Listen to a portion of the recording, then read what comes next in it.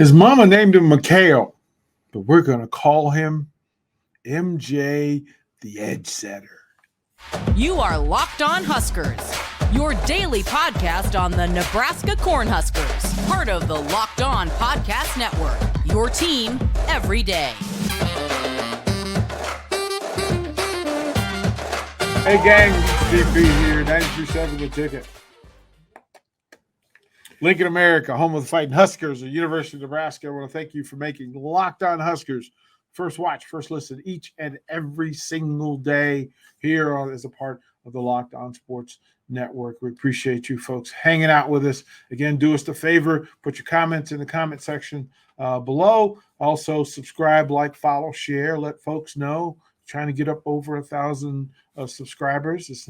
We appreciate you spending time with us, but we'd like for you to help us with the subscribe game if you would. This episode is brought to you by FanDuel Sportsbook, official sportsbook Locked On. Make every moment more. You can do that right there. FanDuel.com/locked on. Visit that link today. Get it started. Get yourself started. Get yourself involved in the games. MJ Sherman did some deep diving both on film and personally for folks in that space that he comes from. Now, he's from a space that I'm familiar with. He's from an area that I'm familiar with. He is from Washington, D.C., played in the powerhouse program that is St. John's Catholic. And let me tell you, they got some dudes. John Andreoli is their head coach, and this is a national caliber football program. As a matter of fact, MJ Sherman started as a running back. Now imagine in high school being 6'2" and coming in at about 225 pounds and being able to put your foot in the ground at an under sub 4.6 40. So a lot of folks start to pay attention, but there's certain players that are willing to be coached into becoming a greater version of themselves at whatever you need for them to do within your program. And he was never alone on the field. That's the depth of the talent that was with him. There were Division I players all up and down the roster, highly competitive, where you're facing their top rival is DeMatha. And it's a program that folks know. And you know that when you put your hand in the turf at St. John's or DeMatha, work has to happen. But Sherman's story is so unique and so authentic that you start to pay attention to the family side of it. And the fact that his family were purposeful. They're very purposeful in what they wanted him to be, whether it be on the field or off. Put in this great amount of work ethic. Pride in his name and his family and his community, and then of himself. And when you meet MJ Sherman, the first thing you see as a young man, you see that he carries pride. It means something for him to be here. It meant a lot for him to be at Nebraska, because when you decide, one, to go from St. John's to Georgia,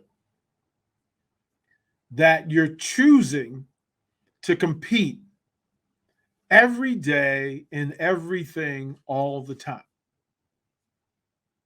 Now, that's super important, because not everybody, there are people who will go to where they're going to play the most, where they're going to get the most hype, whether they'll get the most, applause, right? For people to say, good job, MJ.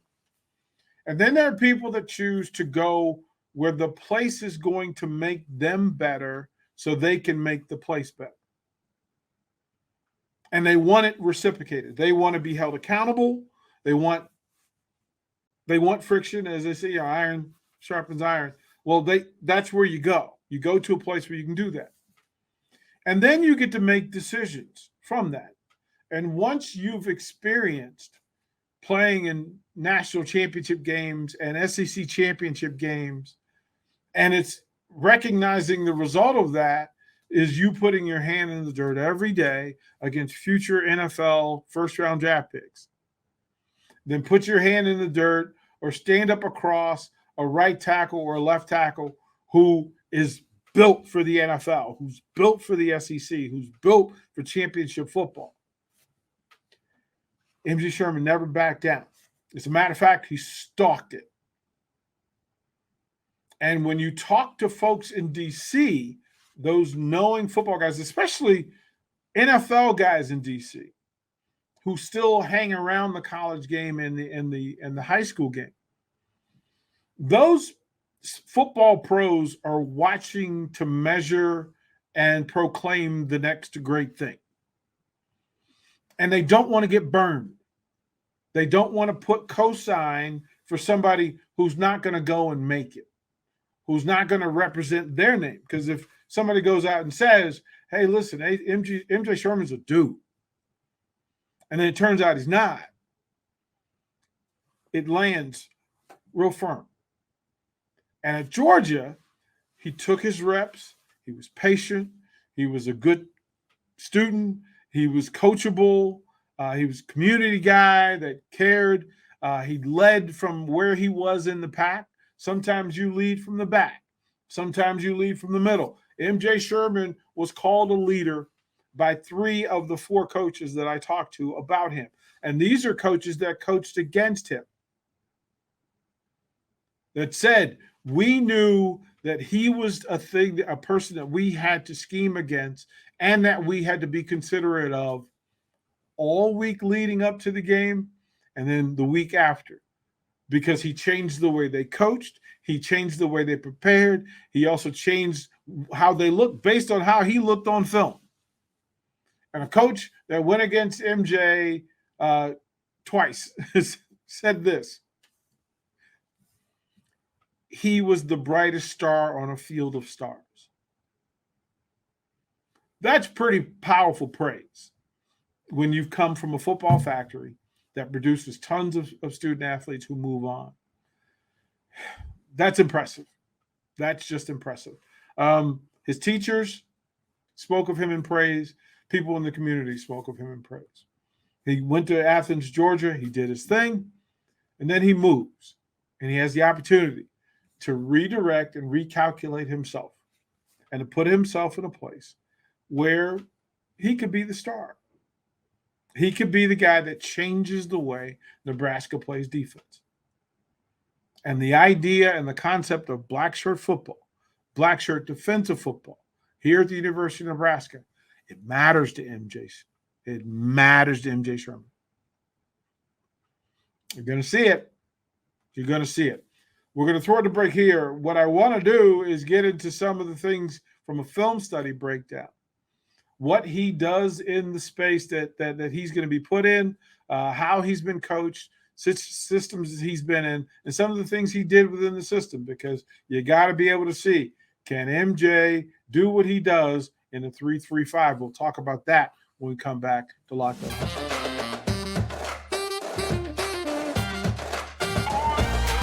Welcome back, folks, to Locked On Huskers. Once again, thank you for making Locked On Huskers your first watch, first listen each and every single day. I want to thank the folks at FanDuel Sportsbook.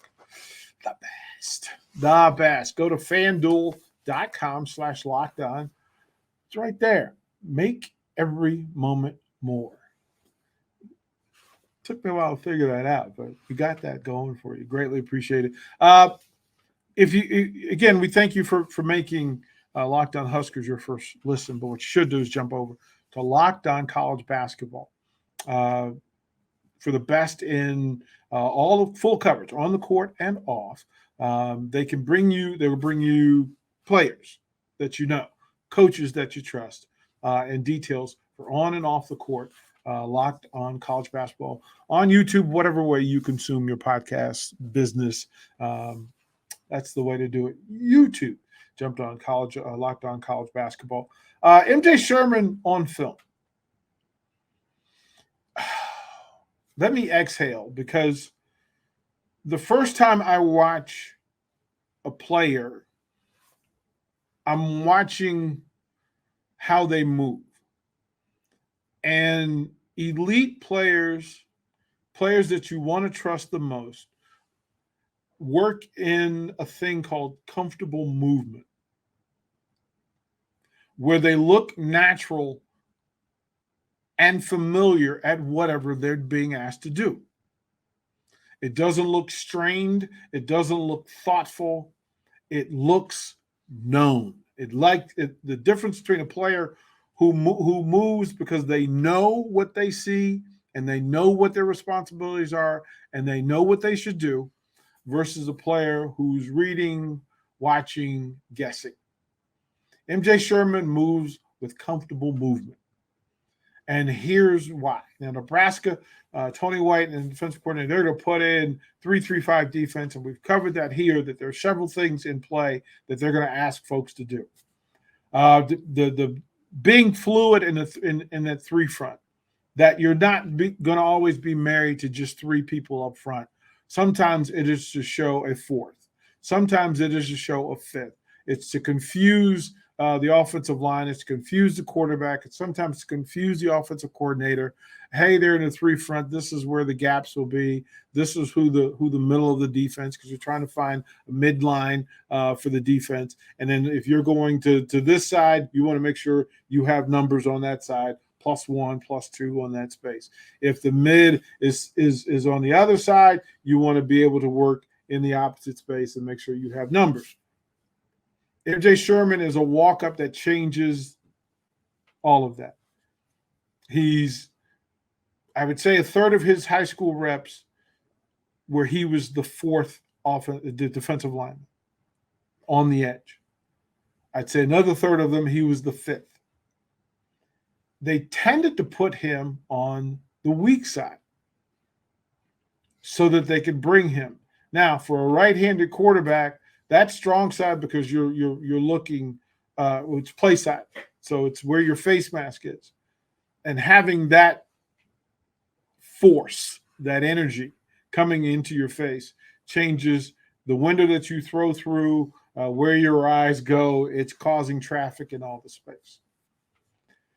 In a five front, he lets them know I'm coming, and he's trying to find a mismatch. And sometimes it's him against a tackle that's anchored and can't get out there to him. Sometimes it's against a running back that, quite frankly, it's a mismatch because he's strong enough in his movement and in his hands to forklift offensive tackles and still run through and make the play. And God bless the running backs that were asked to block him on this film that I watched, because there were no wins to be had if you were a running back who wasn't 230 pounds. He's currently playing at about 250, and when he gets it going, and he's got long arms and big hands, so he gets his hands to pad, and then he extends the arms to create space, and then he just moves the running back into the quarterback. Sherman is a strip and sack guy, even from the face. He is a strip and sack guy. Makes it difficult, and he changes the window in which a quarterback's going to throw to. When you watch him play the game, that he is exceptional in setting the edge in the run for the run game. Willing to take on offensive linemen at the line of scrimmage, to keep his back flat, to not get turned towards the sideline or back towards the middle of the field. He stays flat, so the running back has to read. All you want from as a running back is to see that edge guy turn one way or the other. If his leverage is outside, I'm going to go inside. If his leverage is inside, I'm going to go outside. Sherman's exceptional at getting a stalemate and then riding either way to give people more time behind him to get in to make a play. Exceptional stuff, because not everybody who's an edge setter or boundary setter wants to do that. Not a lot of them can rush the passer and then still decide, hey, in the run games, I'm going to steadfast. I'm going to lock up. I'm going to get my eyes in the right place. And then I'm going to hold on until the posse comes. And where he's exceptional is that he then sheds that block and frees himself to make the play. Having two defenders at the ball rather than one. And not every edge setter can do that. And every boundary guy is willing to do that. A lot of those guys are pass rush. Hey, I'm here for the glory of the pass rush. Getting a sack and get pressure. Nope, Sherman will stay there, and he will throw hands with a big guy, hold that spot on the line of scrimmage, and force him left or right, plus willing to shed and make the tackle. Another added feature, another added value. Remember, I told you earlier in the show that he was once a running back. Well, it shows up defensively because he reads it well. He reads the running game really well, but he also can drop into coverage. At 6'3", 250, being able to get your hands there, read it, not get tangled up and getting locked up and dropping. There's two plays that jumped out to me. One was him in pursuit in the run game. Got flat down the line, straight down the line at about 3 yards deep, made the tackle from left defensive end on the right sideline against a running back, and he made the play 5 yards downfield. Just doesn't happen that often. That's a play that pops, and he did it so fluidly that it didn't seem like a big deal. The second play that popped was he was playing linebacker, outside linebacker, left outside linebacker.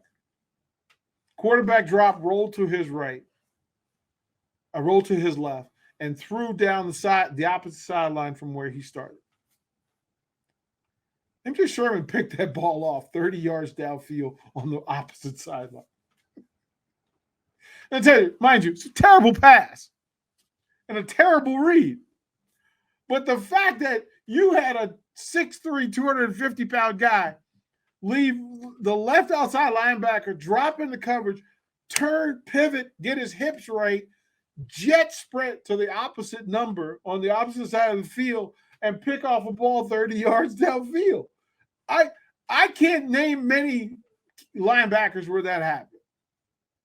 MJ Sherman did that in a high school game, and it was mind-blowing. He's a special kid and a special talent. We just have to make sure that the system and the player mesh and that he becomes at home in his own space. Quite the player, that MJ Sherman. We'll talk more about him, and then we'll close out Locked On Huskers when we come back. Be right back.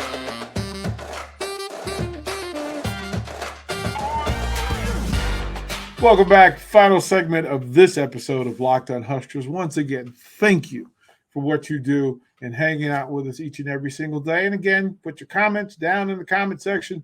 Let us know if there's something you want us to talk about or something you want us to cover. Your thoughts on this episode. And I read them all. If I don't respond, I read them all. Thank you for the kind words, and thank you for the advice, the suggestions. I read them all, and I get it. Look, we're trying to provide good content.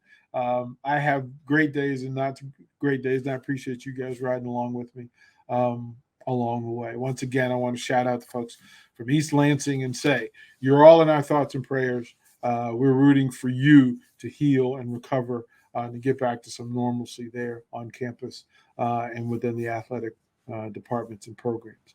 That is not the life that we want or need or desire for our young people, especially those out there trying to learn, get degrees, and better their lives and community.